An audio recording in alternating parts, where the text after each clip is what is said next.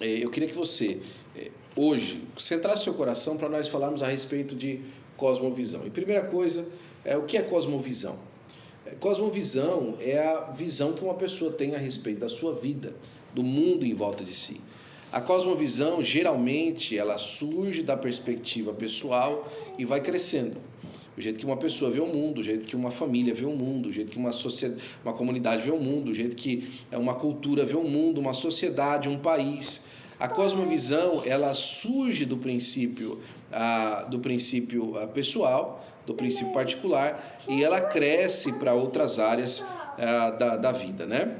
Então, aqui no nosso estudo diz assim, que é um conjunto de crenças e valores que orienta a forma de como uma pessoa vê e interpreta o mundo e a sua existência nele. E a cosmovisão cristã é essa participação, essa visão do mundo baseado na pessoa do Senhor Jesus Cristo e no Senhor nosso Deus. É a maneira como nós enxergamos o mundo, partindo do princípio e da base de que Deus é o nosso Senhor. Eu gostei de lembrar hoje à tarde você, enquanto eu mandava a mensagem te convidando para esse culto, eu fico feliz que você atendeu, que o Senhor Jesus Cristo diz assim, que nós devíamos construir a nossa casa na rocha e não na areia.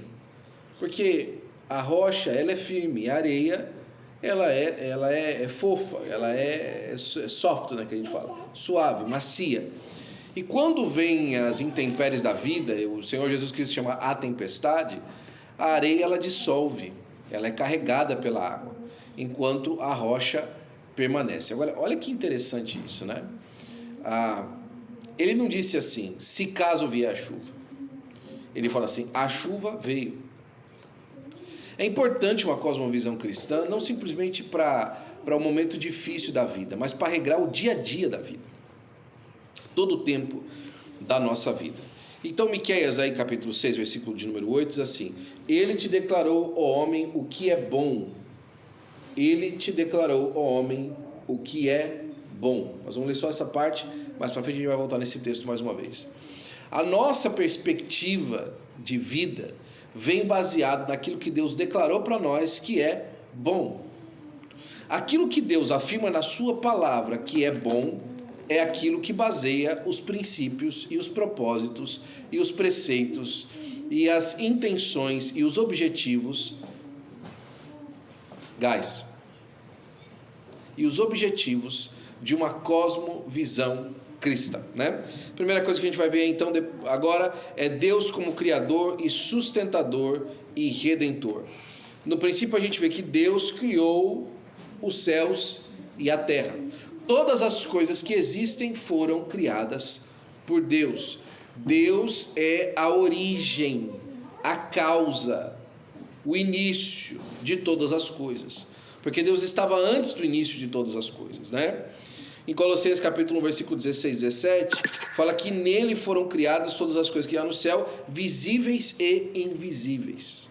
Sejam elas tronos, dominações, principados, potestades. Agora, aqui é interessante, né?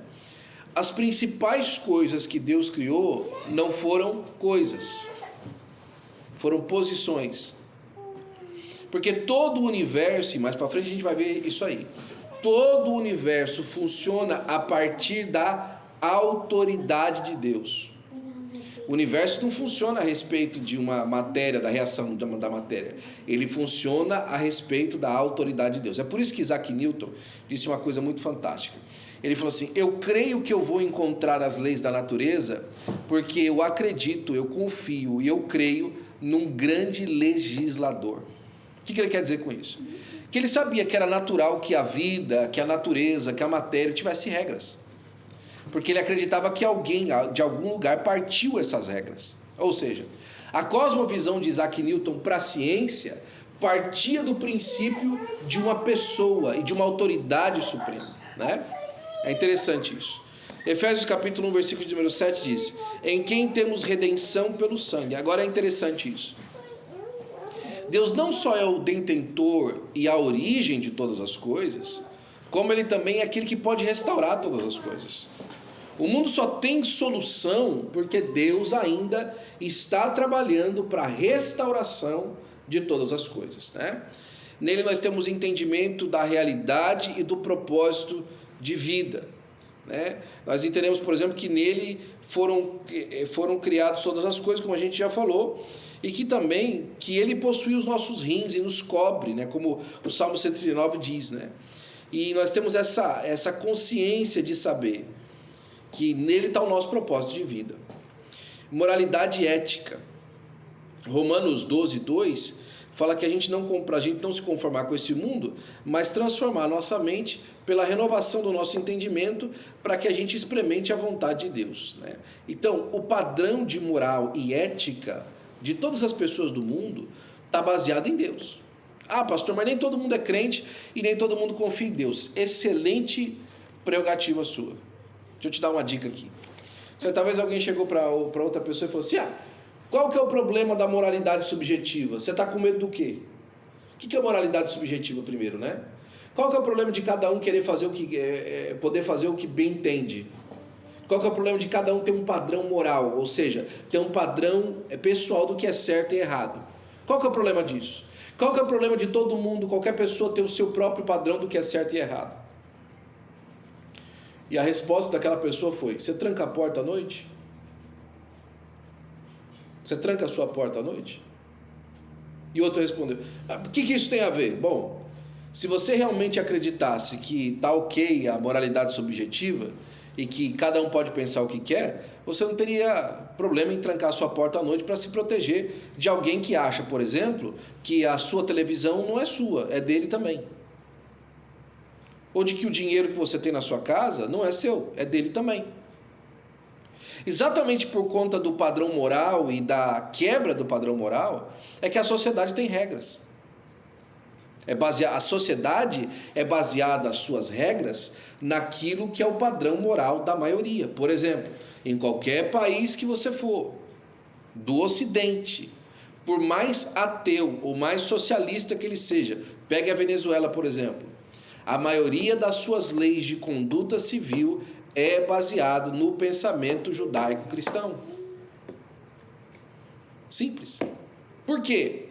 Porque nele mora uma moralidade básica de vida em sociedade. Agora, por que isso é assim? Porque Deus intencionou dessa maneira. Foi Deus quem nos deu o padrão moral. Então, quando a gente vê, por exemplo, que a maioria da população, e essas leis morais elas foram criadas a partir da maioria, quando a maioria agora vai trocando o seu padrão moral, vai trocando aquilo que ele entende de certo e errado, é quando a gente começa a enxergar aberrações na lei. É quando, por exemplo, aquilo que a gente tem falado no Brasil, né, o Estado de Direito tem sido violado, porque o padrão moral é subjetivo, né? A interação com a sociedade e a resposta aos desafios contemporâneos também está baseado na nossa cosmovisão cristã. O Senhor Jesus disse assim: vós sois a luz do mundo, não se pode esconder uma cidade edificada sobre um monte. A nossa interação com o mundo, ela manifesta a vontade de Deus. Por exemplo, Isaías dizendo ao povo da sua época, ele disse assim: havendo os teus juízos sobre a terra, os homens aprendem a verdade. Quando os homens veem os juízos de Deus sobre a terra, eles começam a aprender o que é verdade. E nós manifestamos na nossa vida o juízo de Deus, não o juízo daquilo que foi julgado, mas o juízo daquilo que é razão, o juízo daquilo que é bom pensar, para a glória do nome do Senhor Jesus. A importância da cosmovisão, então, se manifesta da maneira como nós influenciamos todas as áreas da nossa vida, desde a moralidade e a ética, até a forma como ela interage com a sociedade e também responde aos desafios contemporâneos. Então, vamos fazer um desenvolvimento aqui, um contraste de cosmovisões. Porque a gente deu uma boa introdução no pensamento cristão de cosmovisão, mas agora a gente vai descer um degrau e vai começar agora a pegar material com material e analisar um do lado do outro, tá? Como se a gente fosse assim: nós falamos do nosso produto, agora nós vamos testar o nosso produto com outros produtos, para a gente fazer a diferença. Lembra como o Omo fazia lá no Brasil? Pegava a roupa que ia ser lavada com Omo e a roupa que não ia ser lavada com Omo. Aí colocava na máquina e tal, enxagava as duas e depois mostrava as duas camisetas brancas. Nós vamos fazer isso agora, né? Então, a primeira coisa, o materialismo versus o sobrenaturalismo. O materialismo, então, é uma visão que sustenta que a matéria é tudo que existe e nega a existência de qualquer realidade espiritual. Olha só. O materialismo é uma linha de pensamento que fala assim, que a única coisa que existe é isso aqui, ó. É isso aqui, é matéria, é o que eu estou pegando aqui e tal, é essas páginas e tal. E outra coisa, ela se resume àquilo que a gente está aqui. E não existe uma esfera espiritual. Ora, meu querido Charlie Brown, até mesmo a ciência já reconheceu o terceiro estado da vida, que é o fim, o cessar dessa esfera da vida e o tempo após a morte. Até mesmo a própria ciência já reconheceu esse estado. Os materialistas acreditam que tudo pode ser explicado através do processo físico e químico, né? A cosmovisão cristã, no entanto, ela afirma que tudo existe além do mundo material. Existe uma realidade espiritual e Deus é espírito e criou tanto o mundo físico quanto o espiritual. Na verdade, o que existe primeiro é o mundo espiritual, depois o mundo físico. As coisas que estão hoje propostas a nós, elas vieram, as coisas que estão diante de nós hoje, elas materializaram de um conceito, ou de uma ideia, ou de um padrão que primeiro existiu espiritualmente. As coisas primeiro são espirituais para depois serem materiais. A própria a tricotomia do homem, né, que nós cremos, que o homem é corpo, alma e espírito. O homem é 2/3 espiritual e 1/3 material. C.S. Lewis, ele gostava de falar uma coisa muito interessante. Ele falou assim, ó, você não é um corpo que tem uma alma, você é uma alma que tem um corpo. A sua primeira manifestação é espiritual. Você é um espírito se manifestando numa carne, numa matéria, né? Quem tem medo de fantasma, aí, que tem medo de alma, né? Você é uma alma, vivendo dentro de um corpo, né? Relativismo moral versus absolutismo moral. O relativismo moral é a perspectiva que acredita nos padrões de certo e errado e são subjetivos a várias culturas para a cultura ou pessoa para pessoa. Aqui é mais ou menos o que a gente estava falando até agora há pouco. Por que a gente tranca a porta na nossa casa? Porque nós não acreditamos no relativismo moral. Nós acreditamos que existe um padrão moral absoluto. E justamente por conta da quebra do padrão moral é que nós acreditamos, por exemplo, que aquilo que é propriedade de uma pessoa é propriedade de uma pessoa e quando uma coisa dessa é ferida chama-se roubo. E esse é só o início desse pensamento. É só uma ideia muito inicial desse pensamento e dessa ideia, né? O cristianismo, no entanto, ele fala que o certo e errado são baseados pela evidência bíblica. Eu vou dar um caso para você, né? Existem algumas culturas no mundo que falam a respeito, por exemplo, de comer outros seres humanos, os canibais, ok? Mesmo as tribos canibais, que são poucas, ok? A manifestação do canibalismo dela não é bem aceita pelos seus vizinhos. Os vizinhos não acham que aquilo lá é correto. E a maioria dessas tribos vivem de maneira isolada. Por quê? Porque as pessoas entendem em qualquer tipo de cultura. No Japão, na China, que tem culturas completamente diferentes desse princípio que eu falei para você de judaico cristão. Né? Ou mesmo na Índia. Homicídio é homicídio. Né? Adultério é adultério. São padrões universais de moralidade. Por quê? Porque o ser humano sai de uma raiz comum e ela é Deus, para a glória do nome de Jesus. E o naturalismo versus o teísmo. O naturalismo acredita que tudo existe e é resultado de um processo natural sem intervenção divina. A vida, a consciência, a moralidade são produtos da evolução e do processo natural. Olha só que interessante isso. A moralidade para os naturalistas, a sociedade, a moralidade, a consciência, são todos frutos de um processo evolutivo, do processo natural, né? Então, o homem, da maneira como ele está, é do processo natural, evoluiu do processo natural. A sociedade, da maneira como ela está construída, ela surgiu do processo natural. A consciência, da maneira como o homem tem hoje, ela surgiu do processo natural. E o Dr. Ravi gostava de falar, é como se tivesse havido uma explosão na impressora e surgisse um dicionário. né? A impressora explodiu e surgiu um dicionário. É possível isso? Absolutamente não, né? O cristianismo, no entanto, ele afirma que Deus é o criador sustentador de tudo.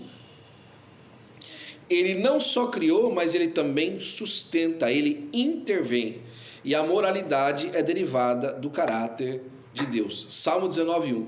Os céus declaram a glória de Deus e o firmamento anuncia a obra das suas mãos. Então, agora que a gente fez essa comparação entre o nosso detergente e o detergente dos outros, a gente percebeu que a nossa roupa vai sempre ficar mais branca.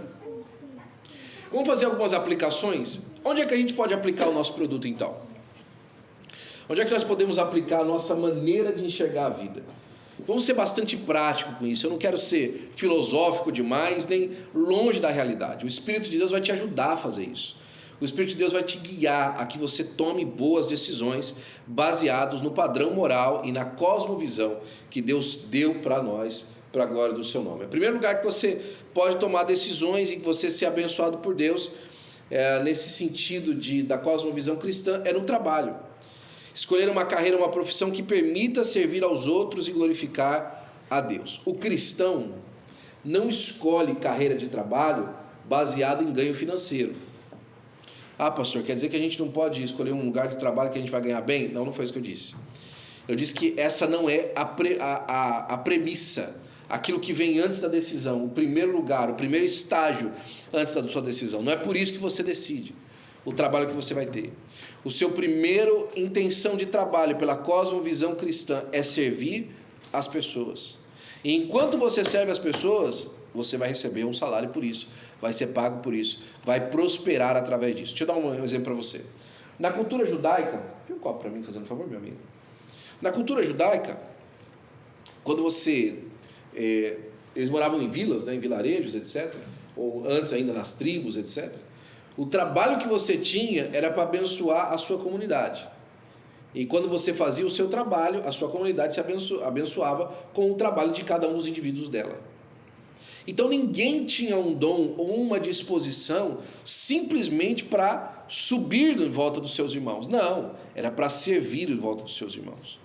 O trabalho do crente, ele tem que ter a perspectiva de que como é que eu vou servir a sociedade? Manifestando a Cristo com aquilo que eu tenho, né? A segunda coisa, as finanças. Administrar o dinheiro com sabedoria e generosidade, reconhecendo que todos os recursos pertencem a Deus. É por isso que Provérbios 3:9, olha, eu não estou falando aqui de Malaquias 3:10, olha, honra ao Senhor com a tua fazenda e com as primícias de toda a tua renda. Aqui o chamamento sobre as finanças, entenda isso, é uma questão de moralidade, é uma questão de cosmovisão cristã. A generosidade nossa para com Deus e fazer isso abençoando a nossa comunidade que nós fazemos parte, principalmente a igreja onde você se alimenta, é um padrão moral divino. A gente já falou disso várias vezes, né? E aqui é uma área que às vezes o pastor Joel sempre brinca, né? É a área do corpo humano que mais demora para se converter, é o bolso, né? O bolso demora para se converter, mas entenda isso. As suas finanças, elas são abençoadas porque Deus abençoou. A sua generosidade é devolver de maneira fiel aquele que lhe abençoou, né? Honrar a Deus. Alguém falou esses dias atrás uma coisa que eu achei muito interessante, né? Todo mundo fica pensando assim, todo mundo sabe quanto que é pouco para ele ganhar. Todo mundo sabe. Qual que é o valor mínimo que você tem que ganhar? Todo mundo sabe disso, né? Obrigado, meu amigo. Deus abençoe, viu? Todo mundo sabe disso. Qual que é o valor mínimo que eu tenho que ganhar? É esse valor. Pode fazer uma pergunta para você. Qual que é o valor máximo? Qual que é o valor? Fala assim, não, isso aqui já é demais, eu não quero ganhar tanto assim. Ou se eu ganhar tanto assim, daqui para cima eu tenho que distribuir. Quer muito dinheiro.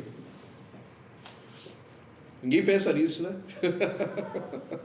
Todo mundo só sabe qual que é o mínimo, todo mundo sabe. Esse é o mínimo. Mas a pergunta fica, qual que é o máximo? Qual que é o máximo? É importante, irmãos, a gente pensar nisso, porque Provérbios também fala o seguinte, olha, Senhor, não me dá nem muito nem pouco, me dá a porção que eu estou acostumado. Para eu não ter pouco, eu venho a roubar e denegrir o nome do Senhor. E para eu não ter muito, eu venho a dizer, quem é o Senhor? A riqueza, irmãos, ela é problemática. Assim também como é a pobreza. Nós precisamos honrar o Senhor com aquilo que nós temos, porque as nossas finanças vêm de Deus, e mais uma vez, ela é o recurso que Deus nos dá para abençoar a nossa casa e aqueles em volta. Nós temos recursos para abençoar as pessoas que estão em volta de nós, né? 1 Timóteo 6,17 fala: manda aos ricos desse mundo que não sejam altivos, nem ponham a sua esperança na incerteza das riquezas, mas em Deus, que abundantemente nos dá todas as coisas para que delas possamos gozar. Que façam o bem, enriqueçam em boas obras e repartam de boa mente e sejam comunicáveis, que entesourem para si mesmos um bom fundamento para o futuro, para que possam alcançar a vida eterna. E aqui não tem nada a ver com comunismo, tá? By the way.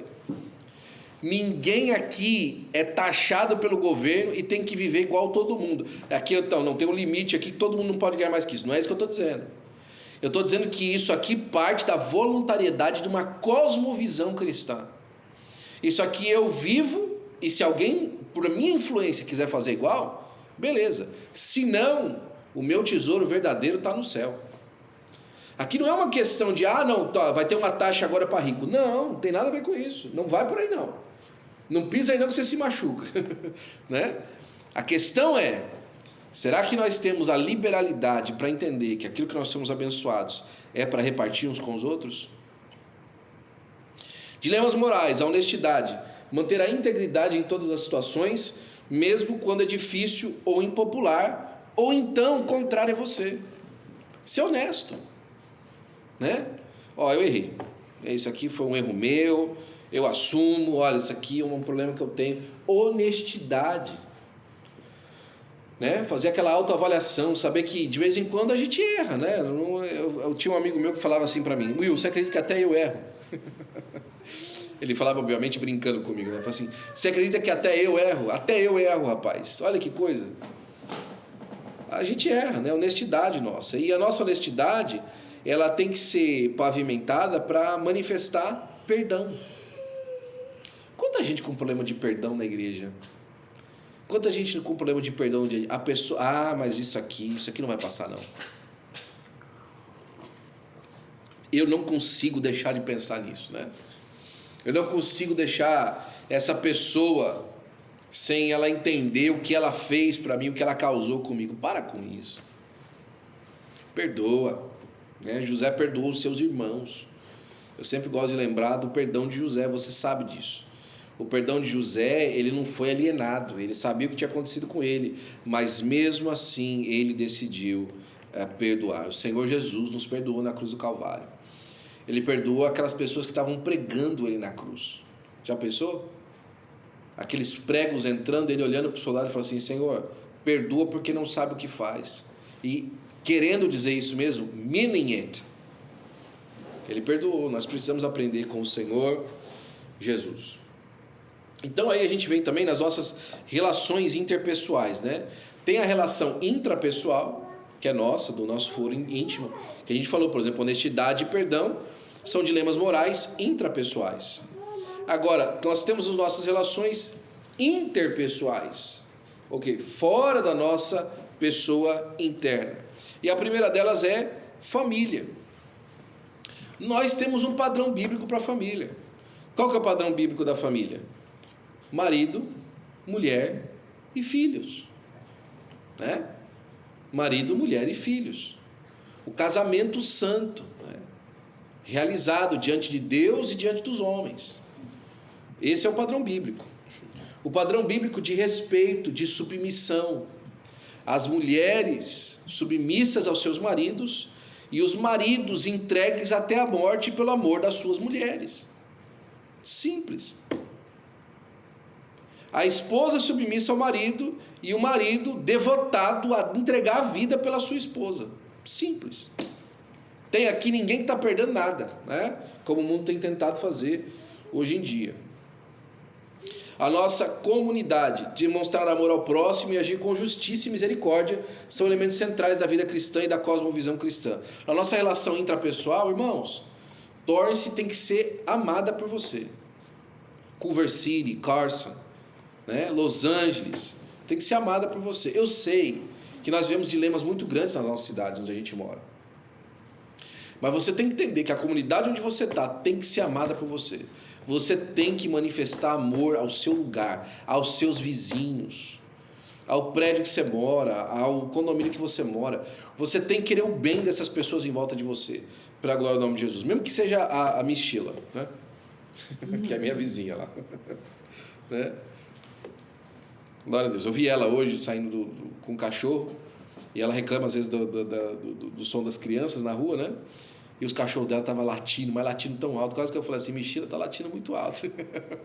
Mas eu manifestei amor para com ela, né? Para a glória de Jesus. Aqui estão algumas formas de praticar, agora que a gente viu os lugares onde a gente pode praticar, algumas formas de praticar isso na nossa comunidade, né? Ajudando os necessitados. Porque tive fome e me deste de comer, tive sede e me deste de beber. Era estrangeiro e me hospedaste. Estava nu e vestiste-me, adoeci e visitaste-me, estive em prisão e foste ver-me. Olha só que bonito. Como é que isso acontece? Isso acontece quando a gente faz para qualquer um desses pequeninos, foi o que Jesus falou, né? Apoiar especificamente o ministério em projetos missionários. Eu fico tão feliz, irmãos, na nossa igreja, né? Que sempre quando a gente tem uma necessidade missionária assim premente, grande, né? Alguma questão muito de uma necessidade grande, tem alguns irmãos assim que contribuem, irmãos, com amor, com uma liberalidade, sabe? Na questão de ofertas missionárias. Mas eu sei também que algumas pessoas têm dificuldade com isso, de ofertar. Porque ele acha que se ele fizer isso, o dele vai faltar. Não vai. Não vai. Quer ser próspero com Deus? Quer ser próspero diante do Senhor? Haja com liberalidade, irmão. Tem uma situação na missão? Contribua. Seja um contribuinte missionário para a glória do nome de Jesus, né? Ao que o Senhor empresta, ao Senhor empresta o que se compadece do pobre, e ele lhe pagará o seu benefício. Está na Bíblia, né? Justiça social, defesa dos oprimidos. Por que nós temos que lutar hoje pelos oprimidos? O primeiro oprimido hoje tem sido uma das minorias que as pessoas falam aí fora, né? Que mais tem sido oprimida hoje é a criança que não nasceu, né? Sendo oprimida, porque a sua mãe está querendo tirar ele do útero. Nós temos de nos levantar contra isso, anunciar que isso está errado, né? Que isso precisa da mão de Deus para alcançar as pessoas. E tantas outras formas, tantas outras maneiras, né? De se manifestar isso aí. Promover a igualdade. Nós precisamos de trabalhar para promover a igualdade. Não igualdade nesse sentido do comunismo mais uma vez, mas equidade. Que as pessoas tenham acesso às coisas de equidade, que todos tenham direitos iguais, oportunidades iguais, independente da sua posição financeira e econômica. E que através dessa equidade de tratamento, que cada um seja tratado conforme primeiro o seu valor intrínseco, que é um ser humano. Ninguém é mais ser humano ou menos ser humano do que o outro. A partir disso, as pessoas tenham abertura, né? Nós precisamos de começar isso em casa, na verdade. Porque tem muita gente que trata a família como se não fosse gente, né? Relacionamentos saudáveis, perdão e reconciliação. Deixa eu falar uma coisa para você. A responsabilidade de ter bons relacionamentos é sua. Você é o responsável por ter bons relacionamentos. Não venha me dizer, eu sou perseguido, ninguém gosta de mim, todo mundo fala mal de mim. Não venha me dizer isso. Você é responsável por ter bons relacionamentos. Se você está sendo perseguido por todo mundo, se você está sendo maltratado por todo mundo, se você está sendo empurrado por todo mundo, rejeitado por todo mundo, algum problema tem. Talvez seja só uma comunicação, mas talvez seja um problema de caráter, talvez seja um vitimismo que ninguém aguenta. Faça uma autoanálise, né? É responsabilidade sua. Construir a nossa comunidade. Todos nós temos responsabilidades. Se falava muito isso em empresa, alguns anos atrás, né? Se você trabalha mais de 3 anos em um lugar, tudo que acontece lá dentro é culpa sua também. É responsabilidade sua. Se deu certo, parabéns. Se deu errado, shame on you. É problema seu. Se você já compartilha de um lugar há mais de 3 anos, você tem que entender que tudo que se passa lá dentro tem a sua influência, para bem ou para mal. Se tem a sua influência, você tem que construir para o benefício. Se importar para o benefício, né? Exemplo de vida, nós precisamos ser sal e ser luz. Entenda isso. Você é alguém que tem Jesus na vida. O Espírito Santo de Deus mora em você. Aonde você anda, você precisa brilhar a luz de Cristo e temperar o amor de Deus para manifestar o Espírito Santo através de tudo que você faz. Não pasme os senhores que você está simplesmente andando aí no mundo, batendo as pestanas e vivendo a sua vida do jeito que você quer. Não, você é um embaixador de Cristo. E essa é uma das principais bases da nossa cosmovisão cristã, que nós manifestamos ao Senhor. Olha Gálatas capítulo 9, versículo 6, Gálatas 6, capítulo 9, versículo 10. 9 e 10. E não nos cansemos de fazer o bem, porque a seu tempo ceifaremos, se não houvermos desfalecido. Tem um jeito de não colher, tá vendo? Se você desfalecer. Olha só, não nos cansemos de fazer o bem, porque ao seu tempo ceifaremos, se não houvermos desfalecido. Então, enquanto temos tempo, façamos bem a todos, mas principalmente aos domésticos da fé. A cosmovisão cristã é um guia essencial para viver uma vida que reflete a fé em todas as áreas e nos chama a uma vida de integridade, amor e serviço, orientada pelos princípios eternos revelados nas Escrituras. Ao abraçar e aplicar a cosmovisão, o cristão pode viver de maneira que glorifique a Deus e traga transformação à sociedade e ofereça uma esperança verdadeira ao mundo. Que possamos ser motivados a viver uma vida que claramente reflete a nossa fé em Cristo, demonstrando a sabedoria, o amor de Deus em todas as nossas ações e interações.